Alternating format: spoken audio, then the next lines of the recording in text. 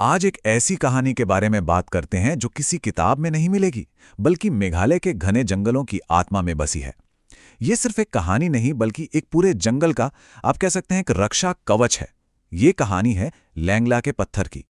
तो चलिए, सबसे पहले एक सवाल से शुरू करते हैं।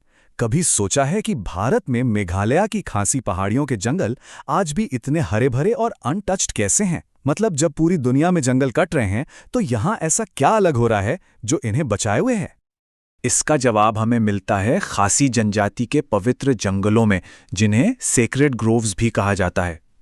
ये आप समझिए जंगल के वो हिस्से हैं जिन्हें वहाँ का समुदाय बहुत पवित्र मानता है और खुद उनकी रक्षा करता है। बस सबसे दिलचस्प बात जानते हैं क्या है? इन जंगलों को कोई सरकारी कानून या कोई मॉडर्न पॉलिसी नहीं बचा रही। नहीं, इनकी सुरक्षा की जड़ें एक बहुत पुरानी, एक प्राचीन लोक कथा में छिपी हैं। तो फिर चलिए थोड़ा समय में पीछे चलते हैं और जानते हैं उस कहानी को जो इन जंगलों की आत्मा में बसती है। ये कहानी है लैंगला नाम की एक लड़की की। तो ये लैंगला आखिर थी कौन? वो कोई आम लड़की नहीं थी। वो खासी जनजाति की एक बहुत ही सुंदर और दयालु लड़की थी, जो मेघालय के उन्हीं घने जंगलों के बीच में रहती थी। उसका प्रकृति के साथ एक बहुत ही गहरा रिश्ता था। वो हर पेड़, हर पौधे, हर जानवर की देखभाल ऐसे करती थी मानो वो सब उसके अपने परिवार का हिस्सा हों। सब कुछ ठीक था, शांति थी, लेकिन फिर उस पीसफुल दुनिया पर एक संकट आ गया। एक ऐसा संकट जिसने सब कुछ तबाह करने का खतरा पैदा कर दिया। और फिर अचानक सब कुछ बदल गया।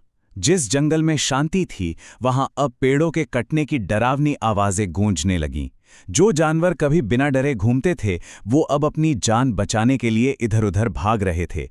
ऐसा लग रहा था मानो कुछ बुरी ताकतें उस जंगल को खत्म करने पर तुली हैं। वो जंगल जो कभी सबका घर हुआ करता था। लैंगला से जंगल का ये दर्द देखा नहीं गया। उसे ऐसा महसूस हो रहा था जैसे ये हमला जंगल पर नहीं, बल्कि खुद उस पर हो रहा हो। और तब बेबस होकर उसने मदद के लिए जंगल की आत्मा से प्रार्थना की। और यहीं से कहानी एक बिल्कुल ही असाधारण मोड़ लेती है। ये कहानी का वो हिस्सा है जहां लैंगला का असली बलिदान सामने आता है। जंगल की आत्मा ने लैंगला की प्रार्थना सुन ली और उसे एक संदेश दिया। आत्मा ने कहा, अगर तुम सच में हमारी रक्षा करना चाहती हो, तो तुम्हें एक सूक्ष्म शक्ति बनना होगा ताकि तुम हमेशा हमारे साथ इसी जंगल में रह सको। और जरा लैंगला का निस्वार्थ प्रेम देखिए। उसने एक पल के लिए भी नहीं सोचा। अपने प्यारे जंगल को बचाने के लिए उसने बिना किसी झिझक के फौरन इस प्रस्ताव को मान लिया। और देखते ही देखते लैंगला एक सुंदर से पत्थर में बदल गई। यही वो पत्थर है जिसे आज लैंगला का पत्थर कहा जाता है, और ये आज भी उसी जंगल में मौजूद है। और लोग मानते हैं कि लैंगला आज भी उस पत्थर के रूप में अपने जंगल की रक्षा कर रही है। तो ये तो हुई वो प्राचीन कहानी, लेकिन सवाल यह है कि इस कहानी का आज के समय से क्या लेना देना है। चलिए देखते हैं कि कैसे ये लोक कथा एक पावरफुल कंजर्वेशन टूल बन गई। देखिए, समझने वाली बात यह है कि खासी लोगों के लिए लैंगला की कहानी सिर्फ एक कहानी नहीं है।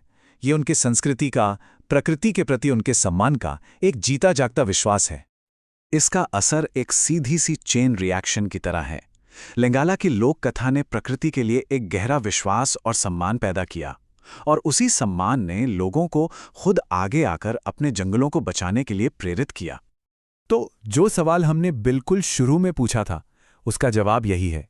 मेघालय के पवित्र जंगल इसलिए बचे हुए हैं क्योंकि लैंगला की कहानी लोगों को प्रकृति के साथ तालमेल बिठाकर रहना सिखाती है।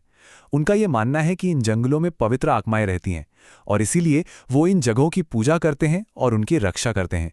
ये कोई बाहरी कानून नहीं, बल्कि एक गहरी सांस्कृतिक आस्था है जो इन जंगलों को आज भी जिंदा रखे हुए हैं।